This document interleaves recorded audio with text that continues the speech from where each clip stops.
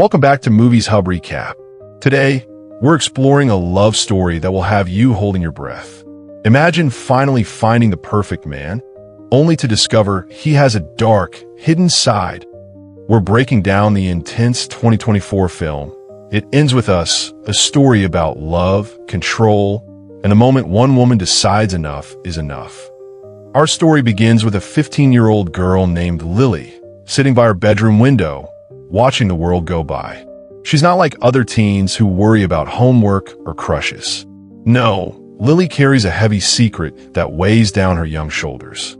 Every night, she hears it, the shouting, the crying, the sound of furniture breaking. Her father, the respected town mayor, becomes a monster behind closed doors. Her mother's muffled sobs through the walls have become Lily's lullaby. Can you imagine? Growing up thinking love means pain? One ordinary morning changes everything.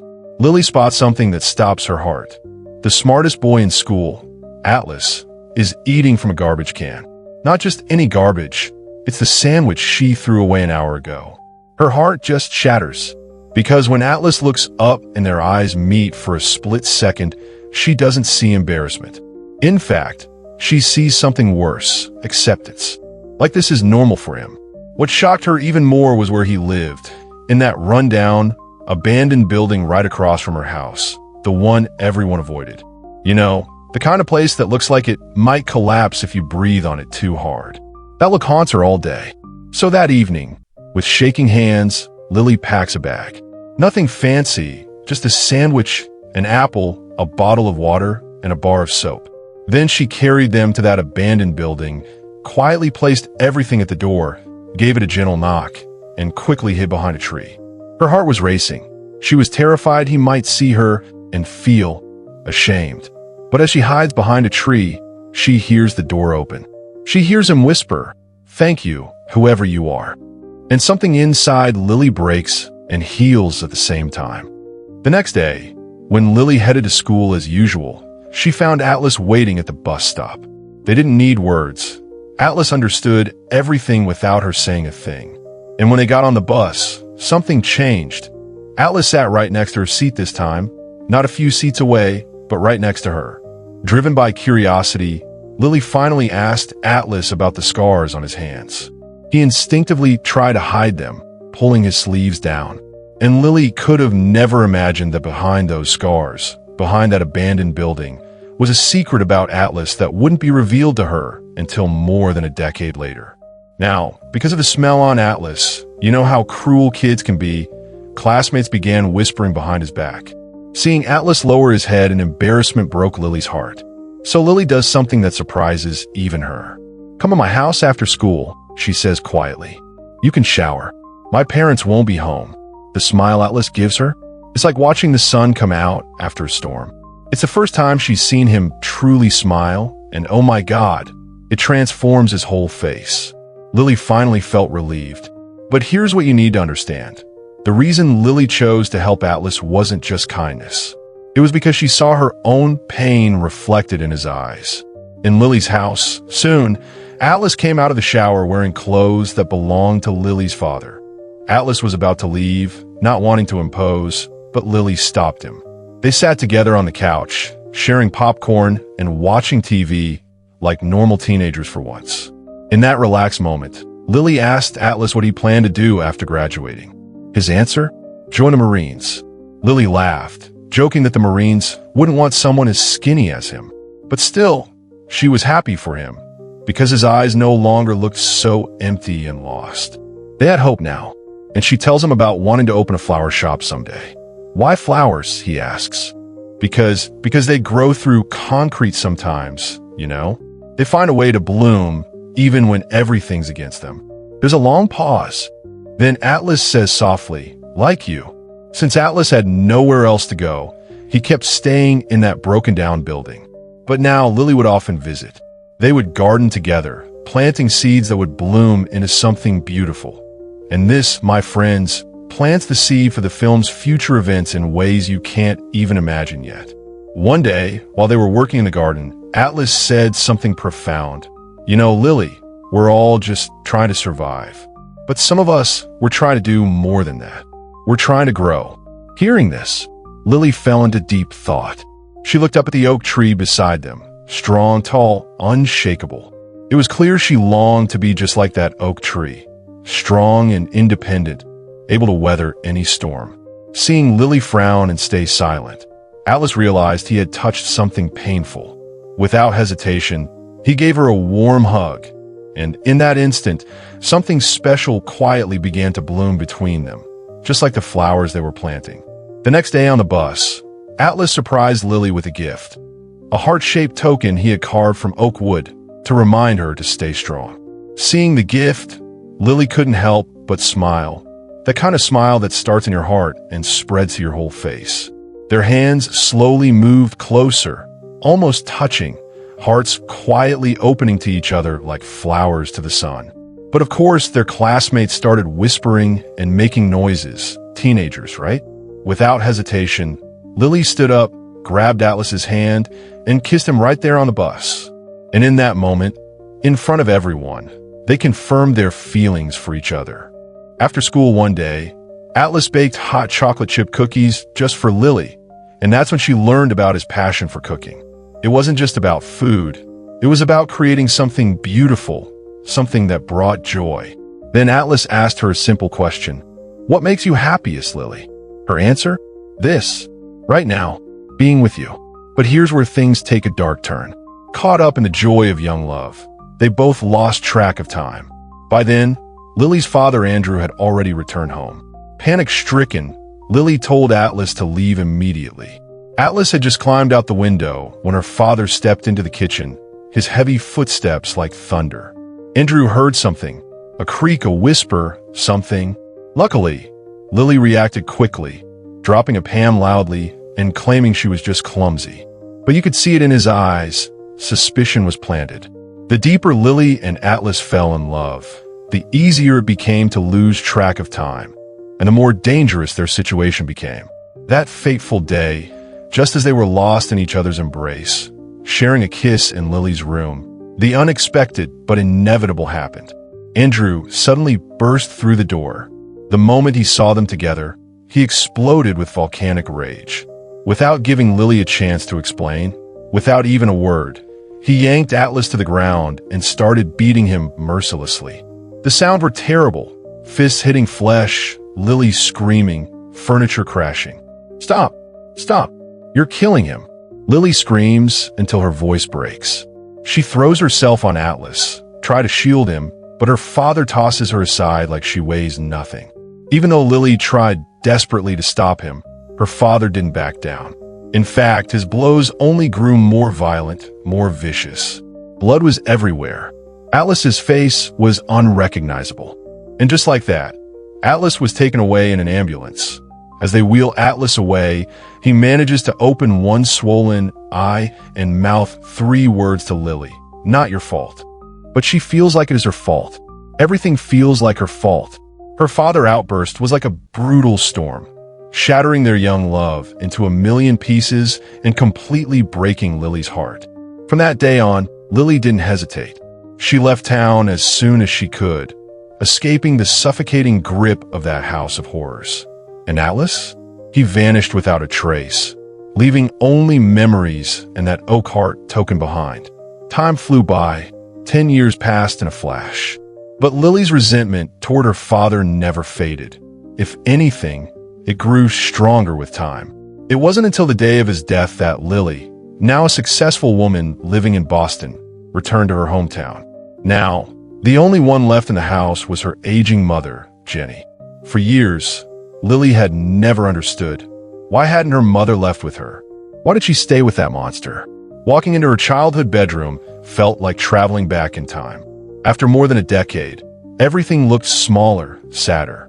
But when she pulled back the curtains, she saw that the once decaying building across the street had been completely renovated into luxury condos. How things change, right?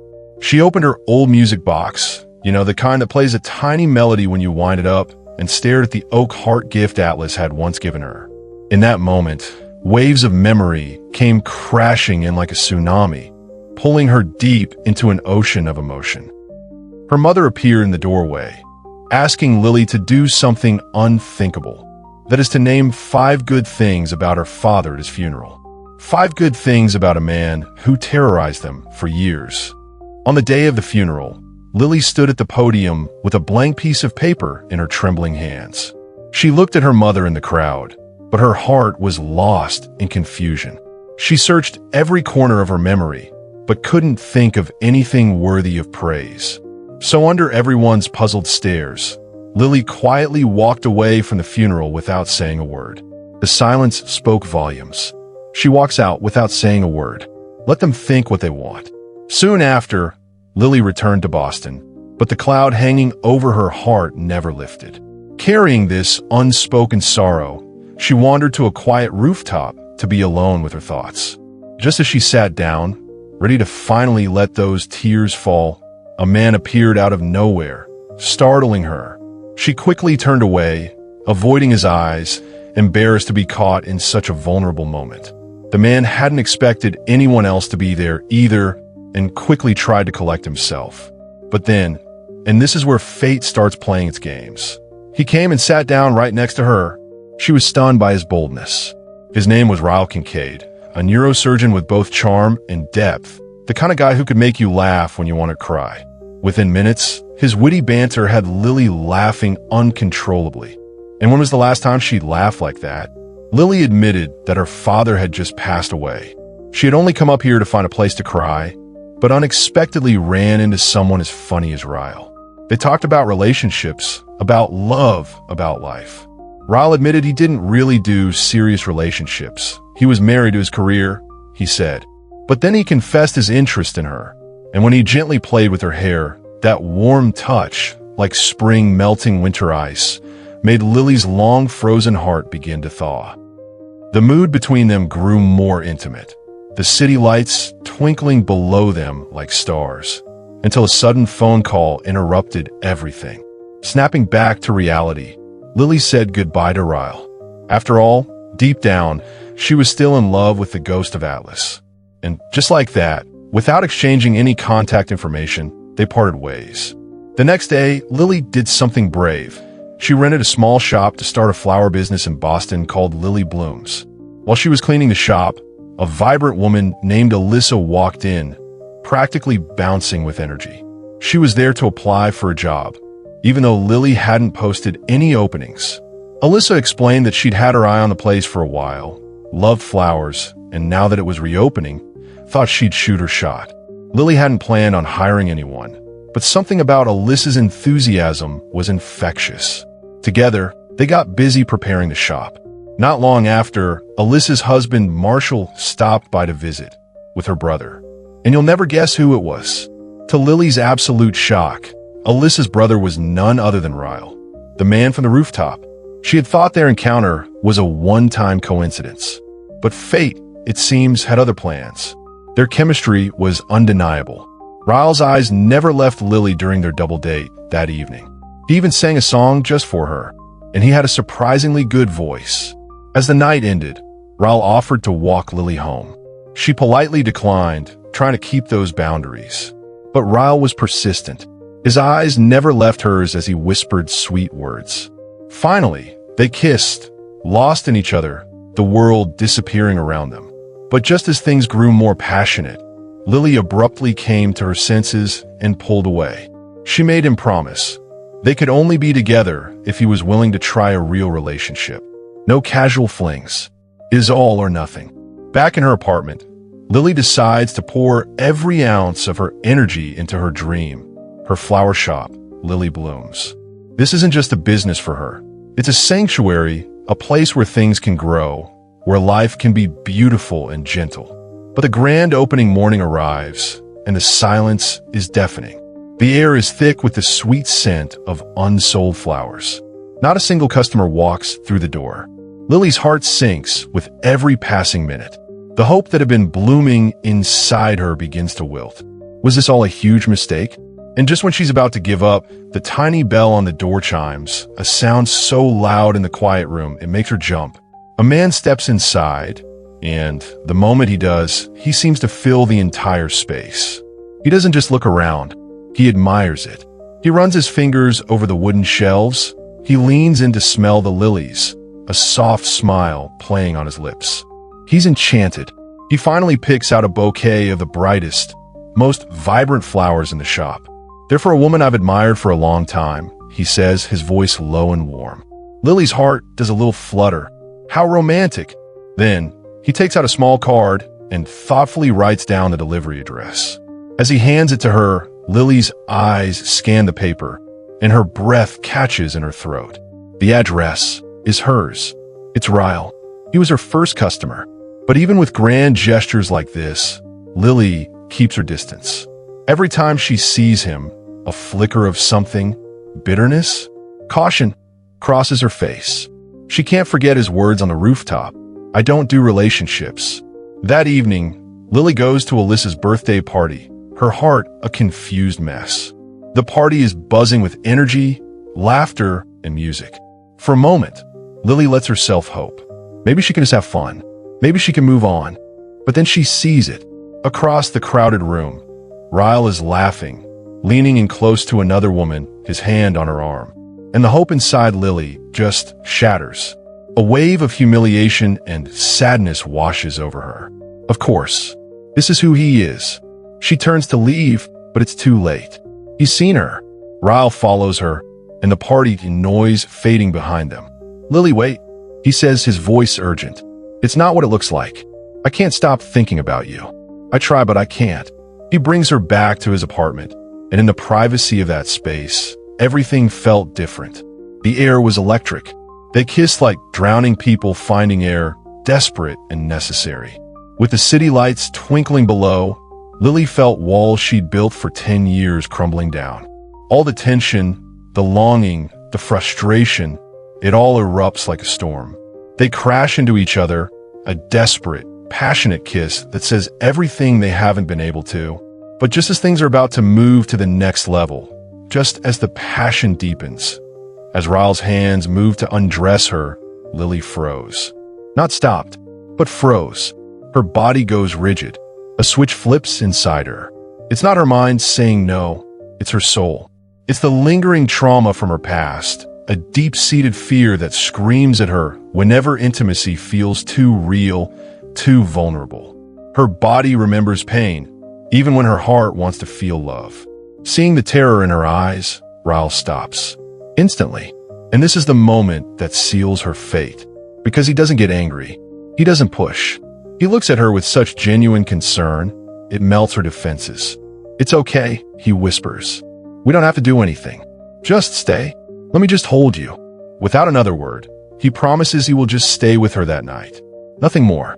Lily, emotionally exhausted, changes into one of his soft pajama shirts and gently rests her head on his chest. She feels his steady heartbeat, his warmth wrapping around her like a shield. And in that moment, she feels something she has craved her entire life. Safety. The next morning, Alyssa arrives with her usual cup of coffee for Ryle. But when she sees Lily walking out of his bedroom, her face falls. The smile vanishes, replaced by pure shock and fear. Alyssa knows her brother's past. She knows the darkness he carries. She pulls Lily aside, her voice a worried whisper. "Lily, please be careful. My brother, he's not always who he seems. Please, don't let him break you." Her words are a chilling warning, a desperate plea from a sister who has seen the storm before. But by then, it was too late. Lily was already deeply in love with the man who held her all night, the man who showed her gentleness when she was terrified. Alyssa's warnings felt like a distant echo, powerless against the powerful bond that had already formed. From that point on, Ryle seemed like a changed man. Every date was carefully planned, thoughtful, and romantic. As time passed, their love grew deeper. They moved in together, and life seemed perfect. But fate always has a way of playing cruel jokes. One day, Lily's mother requested they dine at a restaurant called Root. While getting ready, Lily touched the heart-shaped tattoo on her collarbone, a mark she had gotten years ago to commemorate her first love. Every time she saw it, a tinge of regret would surface. That night at the restaurant, while Ryle was away from the table, the owner came to take their order. And that's when Lily noticed a familiar scar on his hand. She looked up, and, "Atlas," she breathed. Time seemed to freeze. Memories of their tender past flashed before their eyes. In their brief, secret conversation, Lily learned that Atlas had achieved his dream. He became a Marine, and after his service, opened this restaurant in Boston. The name Root wasn't random. It meant something deep, something connected to their past. This unexpected reunion planted a seed of unease in Lily and Ryle's relationship that would soon grow into something monstrous. While things seemed perfect on the surface, cracks began to show. One evening, while cooking dinner, Ryle noticed Lily's tattoo. Really noticed it. He kept asking about its origin, suspicion creeping into his eyes. In his anger over her silence, the pizza in the oven burned. Ryle rushed over and grabbed it with his bare hands. Then in his rage and pain, he pushed Lily. She fell hard, hitting her head on the cabinet. Lily was terrified, but when she saw his injured hand and his immediate remorse, she convinced herself it was just an accident. We all make that mistake, don't we? Explaining away the first red flag. But the violence escalated. After another dinner at Root, where Atlas noticed bruises Lily tried to hide with makeup, Ryle discovered Atlas's phone number in Lily's phone case. The confrontation was explosive. At the top of their staircase, an accident happened. Lily fell downstairs. Or was she pushed? When she regained consciousness, Ryle told her she had slipped. But something inside her whispered the truth. The pattern continued. Violence disguised as accidents, apologies that meant nothing, promises that were always broken. Then came the night that changed everything. After Ryle discovered that Root was Atlas's restaurant, after he learned about their past, he crossed a line that couldn't be uncrossed. Despite Lily's pleas, despite her tears, Ryle forced himself on her. She fled to Atlas, and at the hospital, she discovered she was pregnant. The timing couldn't have been worse, or maybe it was exactly what she needed to find her strength. Atlas revealed his own truth. His stepfather had abused him, which is why he lived in that abandoned building all those years ago. They had both been broken children trying to survive.